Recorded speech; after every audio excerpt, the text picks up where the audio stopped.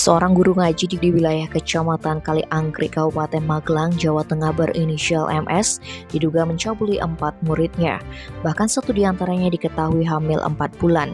Kapolres Magelang KBP Muhammad Sajarot Sakun di Magelang Selasa 12 Juli mengatakan perbuatan pencabulan terhadap anak-anak di bawah umur tersebut dilakukan sekitar Desember 2021 hingga Mei 2022. Dari 4 korban tersebut, 1 diantaranya hamil dengan usia kandungan yang kurang lebih 4 bulan. Yang menyebutkan dalam kasus ini, pihaknya menyita barang bukti beberapa potong baju yang dipakai korban. Sajarot menyampaikan rumah tersangka setiap hari digunakan untuk mengaji anak-anak. 4 korban memang murid ngaji di tempat tinggal MS.